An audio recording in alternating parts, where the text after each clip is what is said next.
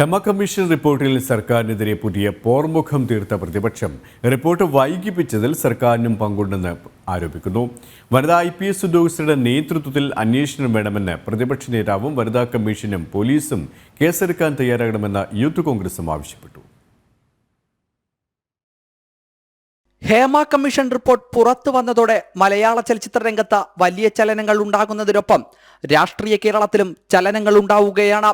Commission report 4.5 വർഷങ്ങൾക്ക് മുമ്പ് സർക്കാരിന് സമർപ്പിച്ചിട്ടും പുറത്തുവിടാനും നടപടി സ്വീകരിക്കാനും വൈകിപ്പിച്ചതിൽ മുഖ്യമന്ത്രിക്കും സാംസ്കാരിക വകുപ്പിനും മുഖ്യ പങ്കുണ്ടെന്നാണ് പ്രതിപക്ഷം ആരോപിക്കുന്നത്.